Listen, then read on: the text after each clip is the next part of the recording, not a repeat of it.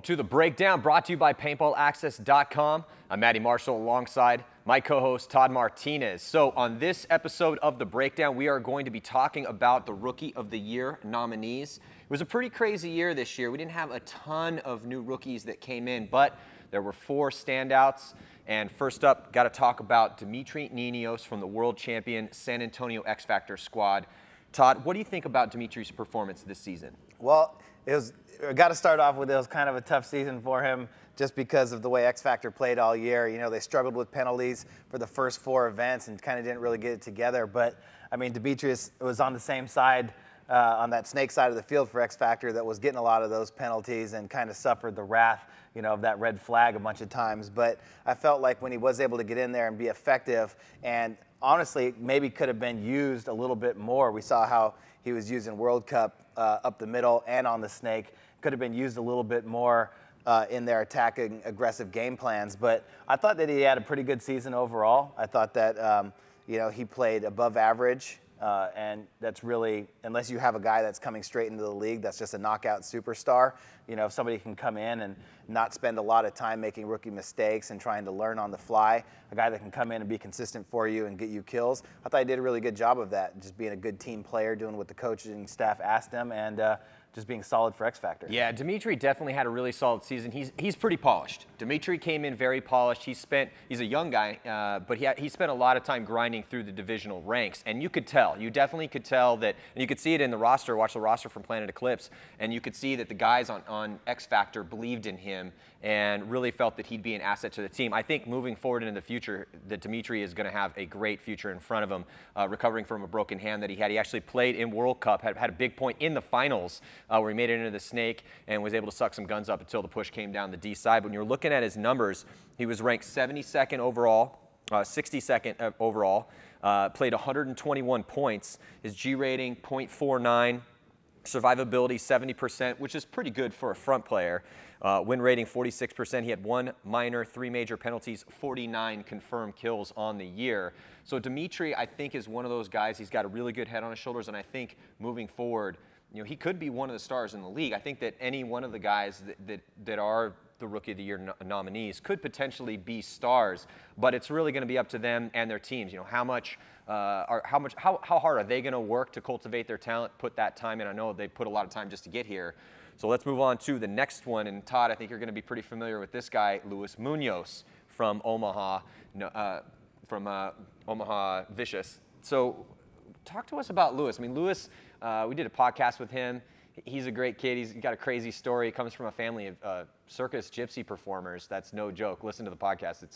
But he's a great kid. Got a great head on his shoulders, very hard worker, and he has this innate attacking ability that I think that once cultivated really could help Vicious, but also could just really, he's so entertaining to watch. Yeah, you know, you talk about guys that when you look at them play, guys that have been around for a long time, when you look at guys that are new that come in that just have that understanding of the game, that see the game differently than other people. Luis is definitely one of those guys. Having only played 3 events in the pro division now in his career, I think that he's made pretty good strides as to learning, watching other players play, learning the ropes and feeling what it's like to be a pro player. And now that he's kind of got that first-year jitters out of the way, that now he can really just open himself up and be who he is on the field. But this kid just really understands the game. He understands how the game unfolds. He understands what to look for, how to block yourself out, and how to move across the field. He's got a great snapshot, and he's 5'5", 140 pounds maybe. So he's got a great paintball body, and he's just a sponge when it comes to knowledge. You know, he trains with the best. He lives in Florida, so he works with guys like Brian Smith, other guys on Tampa Bay Damage that are really good gunfighters. Mike Paxson is one of the guys that kind of took him under his wing when he was young and trained him to have that killer instinct, have that attitude.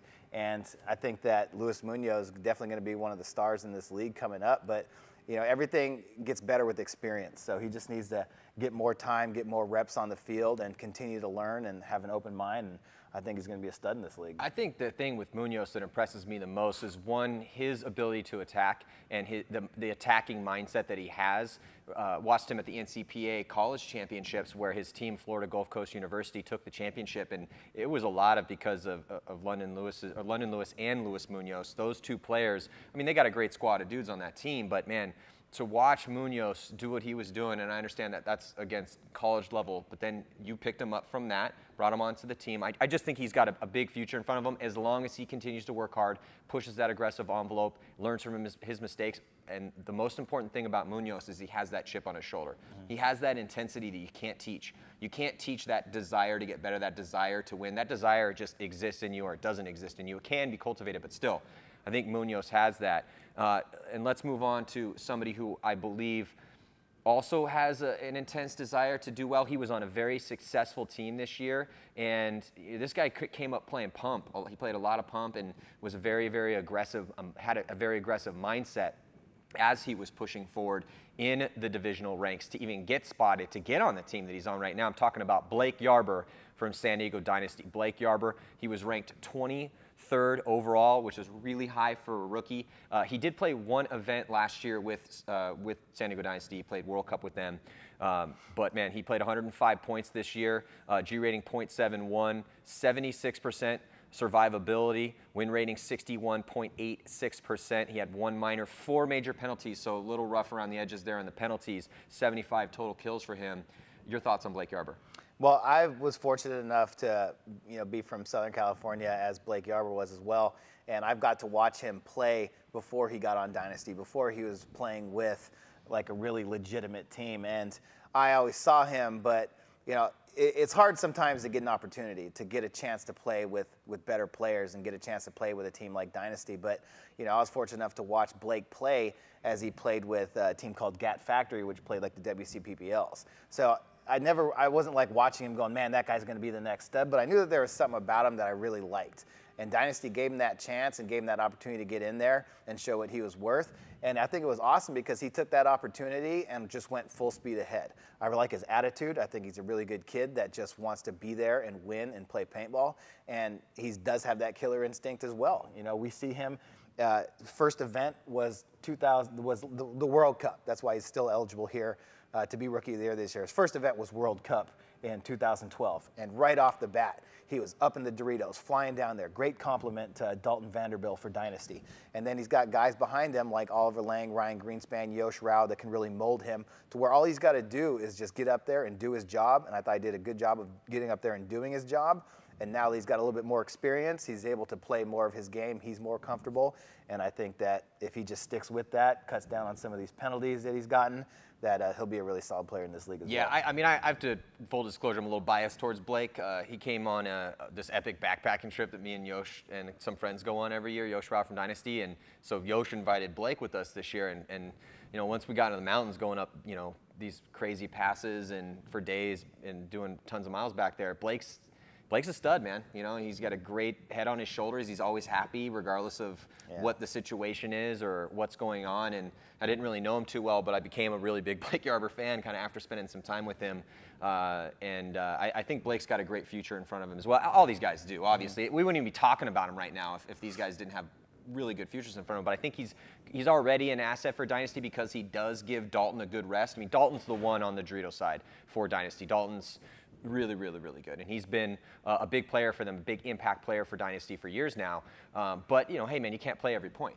And if you don't have depth, I think one of the reasons that Dynasty was so successful in winning the series title this year, which is incredibly hard to win. That's the hardest thing to do in paintball is to win the PSP series title. And Dynasty faded towards the end of the year by getting 2 fifths in a row at the last 2 events. But still, I just think that when you have guys like Blake, guys like Tyler Harmon, guys like Kyle Spica, these young, really hungry guys to help give a little bit of rest for these veterans, it creates a lot of potent weapons for you, and it's really tough to beat. So, Blake could potentially be, and again, it's up to him, but he's already ranked 23rd, man. I mean, coming in first full year, ranked 23rd. That's not bad. And talking about the highest ranked, the next person we're going to talk about, the highest ranked player on this team, on this list is Kevin Klum. Kevin Klum from Moscow Red Legion, ranked 13th overall.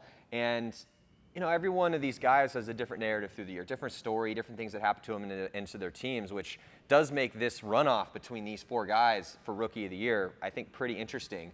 But Kevin Klum, Moscow Red Legion, really struggled this year. They got shut out at World Cup. They didn't win a game. But Kevin Klum, throughout the year in the games that he played on the championship field, that's what we're taking statistics for, because they went back and forth, which was similar to what happened with Vicious and Munoz, you know? So it was tough for him and for his team. And also Kevin Klum in the beginning of the year, we didn't really know who was going to play the one on the Snake side, that first attacker on the Snake side for Moscow Red Legion. But Kevin Klum kind of evolved into that guy, even though they went away from that a little bit at World Cup. But we'll see. You know, I mean, Moscow is really, they got a tough year in front of them next year in 2014. They're going to have to fight out of the Challengers division. So we'll see if they're able to do that in the first event. And Kevin Klum's going to could be a big weapon for them. He was ranked 13th overall. He played 97 points. G rating 0.77. That's a real good G rating, especially for a rookie. And you know, Kevin's from France, so. You know, I think that as with all these guys, you know, like you're saying, it just takes a little bit of time, takes some experience. You got to get those reps in, and you got to get the spins. Yeah, well, I think for all these guys in their first year, I thought Munoz was definitely the most versatile. I think Dimitri. Just because that's your boy. You were there with me when we picked up. I know. I think I've hung out with all these guys. All these guys are awesome. Dimitri's stayed at my house. Munoz, we watched tear people to bits at the college championships, and that we sat there and we were like, I was like, Todd, you got to get this kid. And you were like, what do you think about this kid? I was like, absolutely. Blake's awesome. And then Kevin Klum, I hung out with Kevin in Europe. These are all good guys. They're great players. It's just, I don't even know who I'm going to pick. Yeah. Well, I like Ninos as well, because I think that he's got that versatility as well. I think you could put him anywhere on the field also, and he'd be awesome. Blake Yarber, they put him in the Doritos, and they were like, you're our Dorito guy, let's go. But as far as just all-out aggressiveness, just pedal to the metal 100% all the time, I think Kevin Klum definitely is the top of that list for these four guys right here. I think that Kevin Klum was really just no matter what, I'm going head first into the snake, 100 miles an hour, get down to their end of the snake. And in paintball, the snake is the most important bunker on the field. You got to have a guy that is willing to get in there, get on his hands and knees, get dirty, and just go down really hard and fast. And I think as far as this list goes, and it kind of shows it by the numbers, I mean, he had 97 points played and 75 total kills with a G rating of 0.77. And I mean, your snake guy, if he's getting in there and getting a 0.77 G rating, he's shooting somebody, getting all the way down, bunkering out the guy in front of him, and getting off the field. And that's really all you can ask for. And with Moscow Red Legion being in the situation that they were this year with players, Kovard played pretty well for them in the snake, but Kevin Klum brought a different aspect, which was just that rocket. Get into the snake as fast as you can, great gun battler, get down there and get that experience and really help us for the future. Well, I want to see what's going to happen with Kevin Klum when he gets a full season playing that position every single, because with the Russians this year with Moscow Red Legion, they had a really hard time trying to figure out exactly, because they've been rebuilding for a while now. So it's like, okay, well, who are we going to put where? Who are we going to put on? Who's going to be the one on D side? Who's going to be the one on the snake side? And all these players were kind of jockeying. They had some new guys they brought up for Cup. I mean, it's been kind of tough for the coaching staff to figure out who are our guys, who are going to be our main guys. And Kevin Klum, if they, I think, give him the reps over there and they give him the spins, I think that he's got a shot. I mean, dude, he's already ranked 13th overall. He was ranked one notch higher than Bernikov this year. Well, we were also talking last year about how it was that 1-2 punch with Axel Godin and Jason Wheeler down the snake side. Who is Kevin Klum's two? We don't know, because the Russians all year were like, this guy here, that guy there, this guy here, that guy there. They tried. It seemed like they tried so many different things to try and find who was going to be the guy to step up. And it seemed like Kevin Klum really came in and stepped up. But he only had one season. They ended up playing one event in the Challengers division. But I think that the time that he got, that the Red Legion really realized that he's a guy that we can depend on to just attack down the snake consistently. Yeah, well, we'll see. So who do you guys think should be the Rookie of the Year? Make sure you follow us on Facebook and Instagram and share all of our content with your friends. And we will have the vote coming up here shortly to see who's going to take Rookie of the Year. I really don't know. Again, I don't know. I can't pick. The numbers say one thing too, and then also go and watch the games and see for yourself who you think were the killers, the rookie killers for their team. Thank you guys here for tuning in to the Breakdown. I'm Matty Marshall with Tom Martinez. We'll see you guys next time.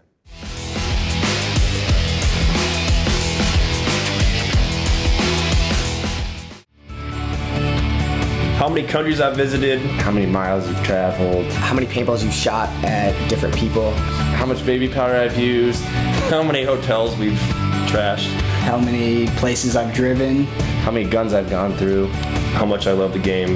It's all the times that you had to tell your family that you couldn't be there for this or that because you were going to play paintball. How many friends I've gotten out of it. That's just why I love paintball. That's why I love paintball. That's why I love paintball. But that's why I love paintball.